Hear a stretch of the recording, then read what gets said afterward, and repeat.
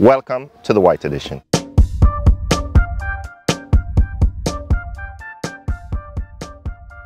Developing a new car isn't just simply making a leap from the old car to the new car. It takes a lot of work, a lot of testing of new ideas. You aren't really sure what's going to happen, so you have to make sure that the new ideas work in the way that you expect them to work. So we actually tested for about 2 years before deciding on the basic principles of our new car.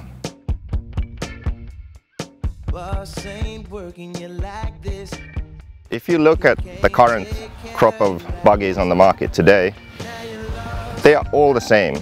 I mean, if you look from the widest perspective, they are all the same. The engine is to the rear left, the fuel tank is in front of that. On the right you have the servos and the receiver battery. You've got 3 differentials. Shock positions are about the same. But there's one way of grouping the cars into 3 groups that I like to use, and that's based on the front end geometry. Well, group number 1 could be said to be the style of front end geometry where the front arm's shorter, the attachment to the C-hub is fairly high. And this is the style of front end that you can find on cars like the first JQ car, the yellow edition, and the low C or the Serpent, for example. Group 2 would be the pillow ball suspension cars. And with these cars you have pillow balls instead of a C-hub. The arm is long, and you can find this on cars like Mugen and S-Works, for example. And then finally, group 3 is the old school setup with a long arm and a C-hub suspension. And this is the group that we chose for the new car, and these 3 groups have been around for a very long time, and I think that these design solutions will remain for the foreseeable future. The front-end geometry determines to a great extent the handling of the car. And whatever you do, these 3 groups have certain handling traits. You can change all the other parameters on the car, but the car will handle a certain way because of the front-end geometry. So group 1 and 2 excel in certain track conditions, but on the other hand, there are other conditions where they struggle. Now, group 3, the group that we chose, we feel is all about compromise. It's not clearly the best at anything, but it also doesn't lack in any area. So wherever you go, whatever level driver you are, whatever conditions you're racing in, the car is always going to perform well. And then it's down to the driver to perfect the setup for that track to make it excellent.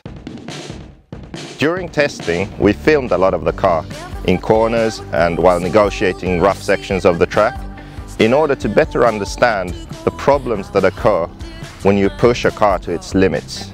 Using the footage, we were able to watch the car in slow motion and analyze the chassis movements, how it rolls, how it moves up and down, and camber change angles.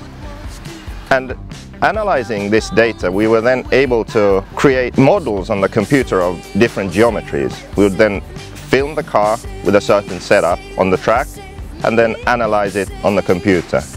And doing this for over a year's time, we started to gain an understanding of the link between theory and reality.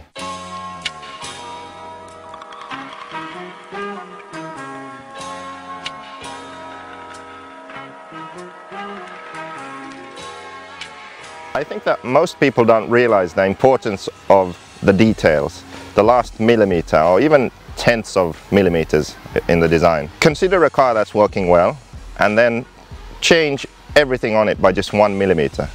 For example, 1 degree less toe-in, 1 degree more anti-squat, 1 millimeter shorter arms, narrower hex, and just change everything 1 millimeter. And if you make all the changes in the wrong direction, a good handling car will become a bad one. It's all about balance. There's not one single way to design a fast car. After you've chosen your basic design principles, the key issue is to make the car balanced. And what balance does is it enables any level of driver in any condition to push the car to its limit, yet remain comfortable while driving the car. And this is what we have really been focusing on with the white edition, and something that we believe we've achieved.